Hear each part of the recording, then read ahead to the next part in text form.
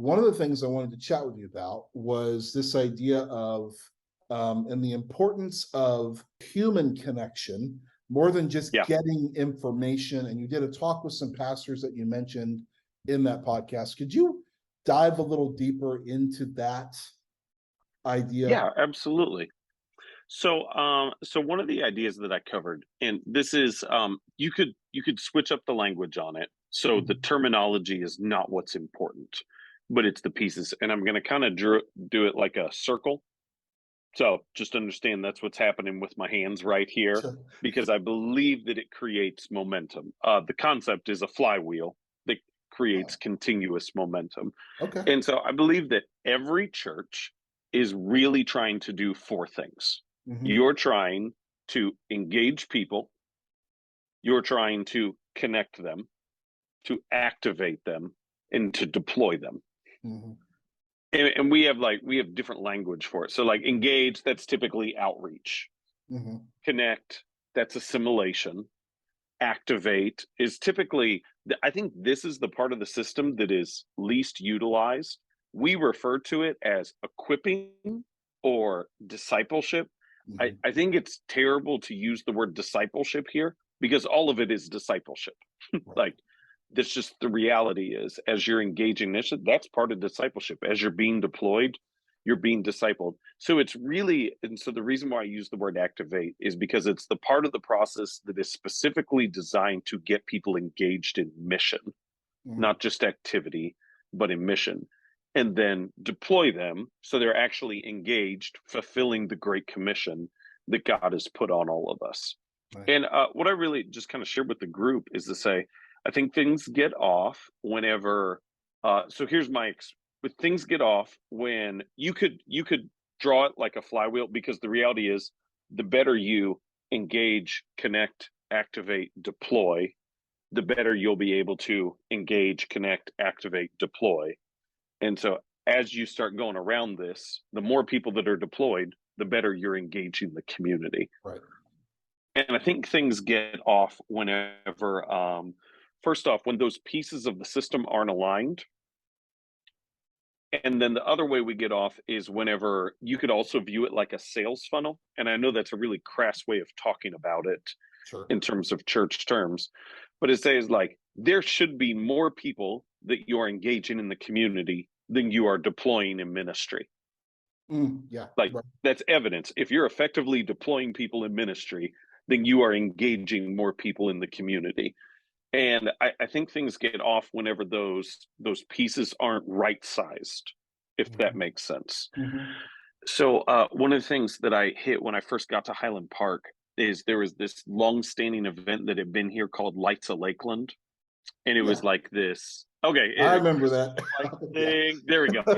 So they did in the community. People would drive through. It was like a bunch of Christmas lights, a living nativity at the end. Hundreds of thousands of people would go through it every year. And it was like a huge burden on the staff, huge burden on the volunteers. They killed it like the year before COVID. And so one of the things when I got here, people were like, are we going to bring that back? And my point was just our outreach into the community, that engaged the community, is massive Yeah. compared to the number of people that we're actually connecting. So why would I try to expand that part? I want to expand that next piece. If we've got more touch points in the community, but we're not pulling anyone in, it's just redundant. Yeah. So that was the first thing that I just kind of want to impress upon the group, is just to say, like, you might not need more outreach. The other thing that is it feels like a ridiculous thing to say is you might not need more equipping. Mm. Everybody's like, oh, we need equip. No, I actually don't believe that. I think we actually learn best as we're engaged in what's happening. And I would say it is, we might have even gotten into this some on the other podcast, but to say like, when I get, some people may be different. If you are, that's fantastic. I got a new car a couple years ago. Yeah. I did not read the manual cover to cover. I Yeah. read the manual when something went wrong. Right. Yeah. No, that's So good. like if something goes wrong, if something's break, we watch a YouTube video. I'm not watching YouTube videos years in advance on how to fix things that haven't broken yet. Yeah. It's just not how adults go. And so I just think we get off because we try to, in discipleship, prepare people for every eventuality, every possible outcome, every single scenario, forgetting that, like, hey, we learn best as we go. That's when we really remember the lessons. And so, right size those pieces, get them moving. And then the other side is to say, every piece of that, engage, connect, activate, deploy, impacts the other pieces. Mhm. What you do on connecting people in assimilating them impacts how you deploy them. And so one of the things that comes in is I just find a lot of people that gravitate towards having an exhaustive assimilation system, having a super thorough process that is they come, we do a phone call within 24 hours. We do a card. We have everyone sign the folder. We have all these pieces. And like I've been to churches where they have like 18 different touch points all designed into the process. Yeah. And the problem is that when your system is that thorough, first off, it'll have a tendency to lose like the warmth that's meant to be communicated. Mhm. And so for our assimilation system, as we said, our assimilation system, the best piece of it is to focus on that initial guest experience. Okay. So that when they're just coming in brand new. And so what we've kind of rallied around, and we're in the process of building this at Highland Park. I felt like we had it really good at Be Hope and we had done a good job. We said we want to do three things. We want it to be personal, generous, and clear. Okay. Uh, So the personal piece, and so we've kind of really built everything around those three values, that they weren't predetermined things. But the personal piece, as we said, we want someone to know someone. Like, and so when I first got to Highland Park, they were all gung ho on, hey, go here and give us your information. Do this. Right now, I don't know about you. I when I'm not in my own church, I Yeah. will stay anonymous for as long as I possibly can. Oh yeah, for real. Like, Yeah. like I am the epitome. Like I will walk around a store for an hour. This is a character fault. I want to acknowledge that. I'm not bragging on this. Like I will walk around a store for an hour looking for stuff before I will ever ask a store employee for help. Like it is just not in me. I'm like, no, I'm just gonna do my own thing. And so it was just like when I got in there and everything was like, hey, come here and give us your information. Or like grab the card in your seat and give us your information. I'm just sitting there thinking, going, never would I ever, like never would I ever just offer up my information to this anonymous church and I don't know anyone. Yeah. And so we really just said, hey, we want to make a meaningful human connection. It's good. So a couple things that we've done real simply, if this is helpful. So personal, generous, clear, as we said. First off, we want to make a human connection. Generous is we want them to feel like they are extremely valued. Like we have gone over and above. We have found people are far more likely to be generous. Sorry, I couldn't bend my hand that way. To be generous in their time and gifting in being deployed when we are generous up here. Mm. Once that value has already been felt, it impacts our volunteer culture in ways like nothing else could, Wow. because that's their first footing. And so that partially that's like we have a way for parents to check in kids ahead of time, which isn't real complicated. They just give us their information and we check them in and fill it out. So it's not 10-minute process day of we've got reserved parking, we've got a free gift. None of this is mind blowing, but just to make sure every step of the way we have someone who will sit with them if they want to. And then the clear is I laughed when I first got to Beaver Creek at Be Hope. We had this huge event. Trunk or Treat was huge at that church. Like it was already well known in the community. And so I remember asking our team, I was like, okay, so what are we inviting them to from Trunk or Treat? I said, well, we're inviting them to this special family worship service we have on Sunday night, the week before Christmas. Cool. What are we inviting them to at that special family worship service? We're inviting them to the egg hunt. Cool. What are we inviting them to from the egg hunt? We're inviting them to Trunk or Treat. and be like, how long does someone have to attend the events of this church before we ever invite them to actual church? And I don't know. I think at some point in time we thought we were doing people a favor by just going, oh, whatever you want. And so we just want to be really clear. So, Ryan, this is the failures of the system. Yeah. Okay. Okay. And this isn't anyone's fault. And I think if I had been there, I wouldn't have realized it before. It just took fresh eyes to see it. So whenever like the whatever people call it, we call it the host, the person doing the announcements, that thing. Mhm. Yeah. When they would get up in service, they would say, hey, we would love your information. You can text this number. You can text like guess to this 9-digit number. And they would only put that slide up for like 2 seconds and then it was gone. It was like, well, no one has any idea what the number is. Or they had a thing you could scan the QR code on the back screen, but the Yep. QR code was always behind the electric guitarist's head. The guy who played So it couldn't electric actually guitar get to was it. right behind his head. So the QR code never worked. Oh Or my the gosh. other one was you could grab a Connect card in the seat back pocket in the row in front of you. But I realized this, I didn't know this at the time because I always sat in the front. Some of our rows are like 20 chairs long, and there is only one seat back pocket for row. Wow. So you Woo. just look at it like we had 3 technologically advanced ways. None of them worked. Like none of them were accessible. So we just did the dumbest thing is I just said, I just need it to be clear. And so we had someone go out and they bought 5 helium-filled balloons. And we said, hey, if you're new here, meet us at the blue balloons in the lobby. And our number of guests who we connected with skyrocketed. That's awesome. I go to great lengths to create a posture that is already welcoming before the guests ever walk in the door. Okay. And I think that's my primary responsibility outside of preaching on a Sunday is to set a tone for the day of the kind of people we're going to be. And so that is just be like, I try to hit every volunteer I can. And I can't hit all of them because sometimes they're in different areas.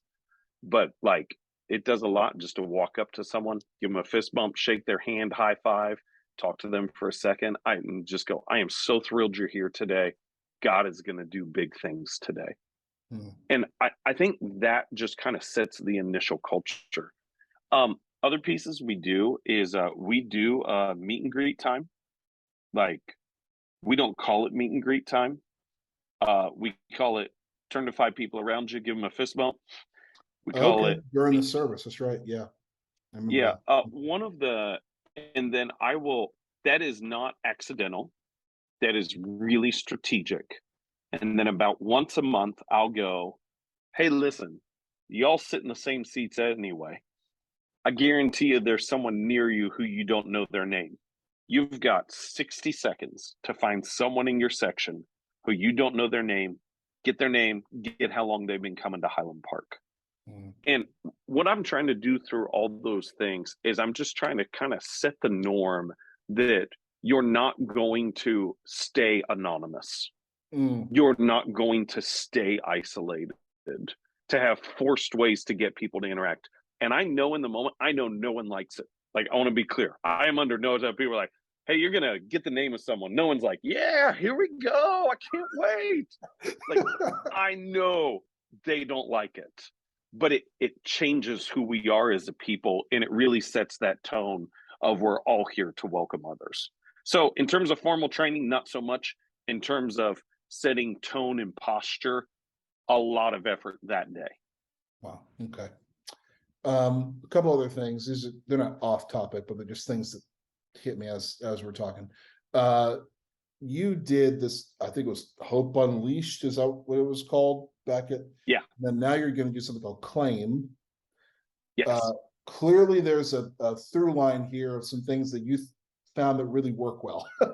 Yeah. Is this a new member class? Is this something different? What is that and why do you do it? Because it clearly works. So the craziest story for why. Okay. So if I give you there is this study on jam, like jelly. Okay. Yeah. This has radically impacted my view of ministry. Okay. And what happened is they went to a grocery store and they had all these flavors, and they set out one day 28 samples of jam. And they said a lot of people tried it. Purchases were not nearly what they had hoped. So they went back the next day and they only put out 3 flavors as samples, and sales skyrocketed. And I think what happens is we overwhelm people with choices and options, because when it comes specifically to assimilation, we think we need to assimilate them to the exact right thing for them. And so as they're coming in, the tendency is to go, we've got this and this ministry and this, and you can serve here and have all these things. And all of them sound good. Like if you look, most people will be like, okay, but they are overwhelmed with options that most people will end up choosing nothing. And so I have this personal bent that I believe that discipleship is best done in serving environments, not in small groups. And Okay, yeah, all right. I go through all different sorts of stuff.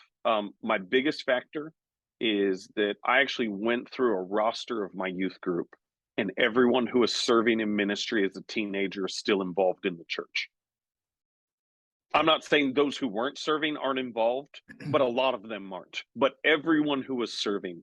And so the line that I use is that I really believe when it comes to assimilation, our goal is to engage people in the mission of the church, not just the activity. That's good. We want them to take hold of the Great Commission, not just be a part of the events. And so the process is pretty simple. It is to go, once they come to a worship service, we point them, a small thing real quick is to say, we don't use the phrase first time guest anymore.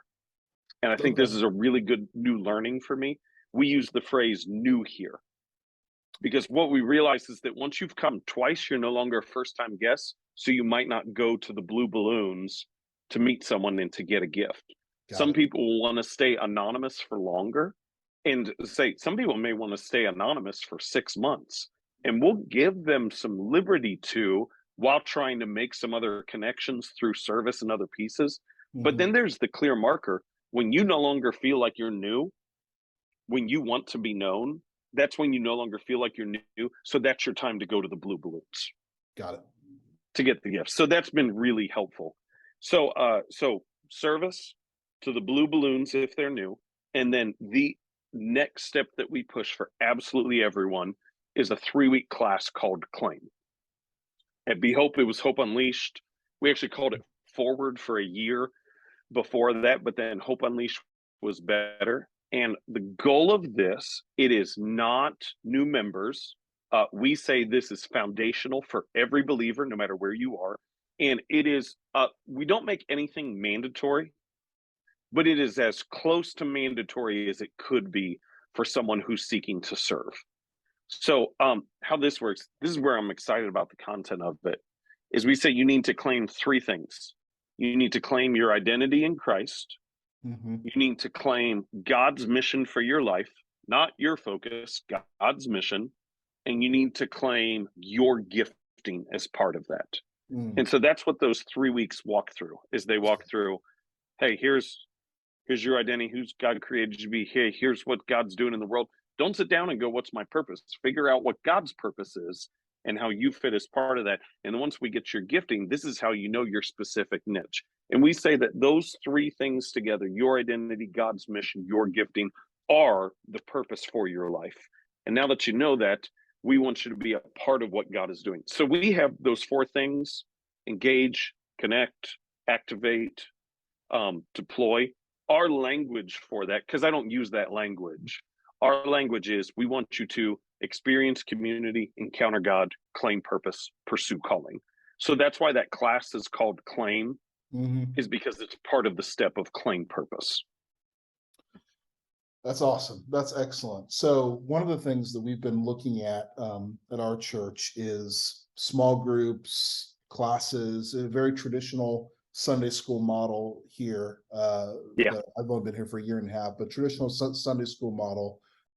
Where do small groups then play a part in that, in the church, that may need to move towards more group connection type stuff, but where that reality of connection and service is really more than likely where they're actually going to grow? Yep. So let me Oh man, if I don't answer this, bring me back. Okay. Okay, So I yeah, apologize for what's about to happen. that's fine. Um, I don't know where we got the idea that groups were mandatory Mm, because it's so embedded in our understanding. it And is I every want to day. be clear, like, yeah, I watched the teachings of small groups kind of take birth in the church and that whole thing. Like, I remember like when the first group conferences started popping up, and some of the teaching that came in, it was like, well, Jesus had a small group, so you should have a small group. And now that I realize, I go, yeah, but they weren't meeting weekly, having snacks, 20 minutes discussion, and then prayer, and then going home. Like, that's not what Jesus's small group was. Like, they were on mission. There was a focus. There was a purpose behind what they were doing. And it is like, it is only in church world that we so overstructure friendship.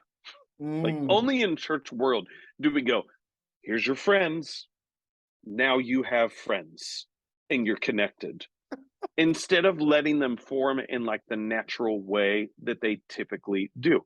So what I found, just, and I don't know if this is, I have found, especially for men, they connect far better when they're working on a project than when they're sitting face to face. sure. I don't have many friends. Like, I'll do it some with church. Like, most of my guy friends aren't, and I'm not saying anything negative, because I do have a couple, but aren't, hey, let's get coffee and catch up. Most of them are, you want to go do this? You want to go play golf? You want to go do something like that? Right. That it's far more activity based, and we have deeper connection over pieces like that. And Mm, so I just think when your focus, even in the connection assimilation piece, is to push people into forced relationships, it doesn't work nearly as well. And the other thing that it does is it robs the church of its natural diversity. So mm, there is an extreme benefit in discipleship of being with people of different genders, backgrounds, ages, like races, socioeconomic status. Like, all of these things are so beneficial in our understanding of God and our own discipleship. But typically for groups, they end up being affinity based. And so you push people with a similar desire and a similar phase of life all in the same group. I always want to go like, one of the things I'll say often is say, I don't want parenting advice from people with kids my age, because I don't know how your kids are going to turn out. like, like, let's just be honest. yeah. And I can remember I was in a group with a bunch of parents who had small kids, and it was like, we can share frustration, but none of us are gaining wisdom because we're all in the same spot. But when you focus on your connection through serving, what you do is people are naturally put together based upon spiritual gifting, Yeah. which has a diversity of background and race and socioeconomics and all those other pieces. And so Mm, it's when you see teenagers serving with 50-year-olds, it's when mhm. you see two people who would never be together all of a sudden form a friendship because they're working on something together. I think that is oh so powerful. Um, and so this is kind of like my, and I haven't figured this out. So this is really sloppy and messy right now. Mhm. Is I think in the church we need to, one, figure out how groups are outreach based. Mm, And okay. so we find ways around where we work, live, and play Mhm, to create connection and mhm, to help people kind of foster that more natural sense of community, especially among those who don't know God for kingdom based purposes. mhm. I think within our serving teams, we need to figure out better ways of taking those relationships that already exist and drive them deeper into pockets of discipleship. Mm, And okay. so like one of the things that we're pushing right now is to say, hey, if we've got 10 greeters a week and 40 greeters, schedule all the greeters for the same week. Like, don't have this, like, put them together with the same people over and over again. And then let's see how we can take that group of people that are already serving together and do more discipleship, praying for each other, even some learning aspects. And I know that may sound a little redundant, but I think when they're already connected around mission, it's far better than let's see if we can be friends. That's so good. Okay, last one, and then I promise I'll let you go do your amazing work. You have a lot of fun. at your churches. You have a lot of fun. Accurate. And the best day ever thing I saw at Be Hope, and then the Yep. summer finale thing, which talk to me about doing events like that. It looks like you're doing these things on a Sunday morning in the midst of worship. Yeah. Most people are like, no, Sunday morning is only for worship, and we can't. Talk to me about that process, what that looks like, and how you've done it. Yeah. So here's the number of, like, it just looks on the outside like, oh, let's just have fun.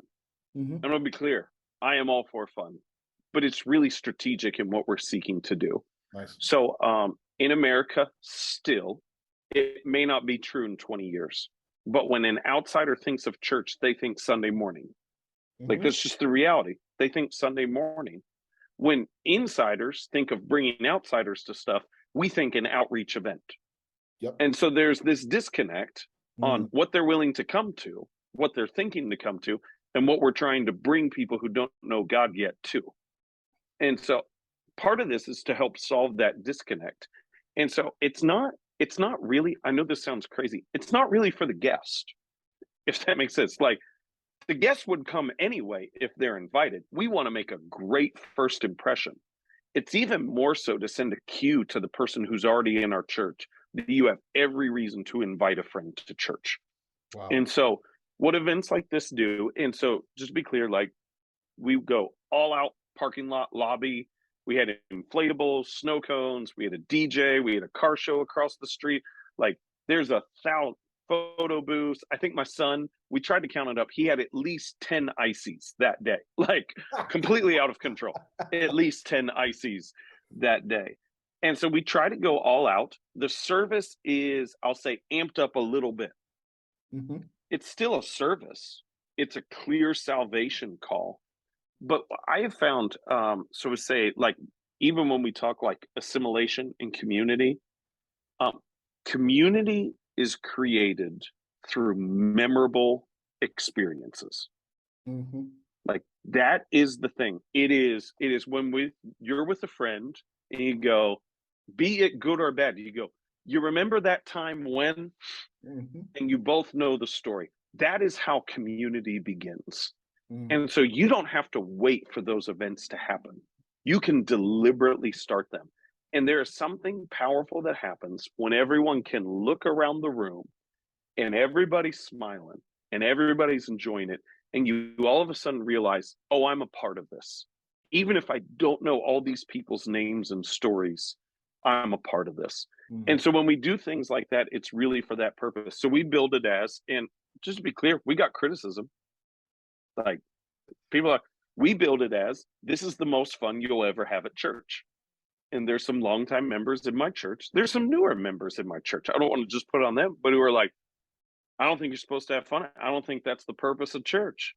And I'm gonna be like, well, I think your understanding of joy is completely off. So I'll battle you with this theologically, that really all of the gospel points to our joy, not happiness, but to our joy, and that fun is a byproduct. Like, you can't have fun with someone who you're mad at.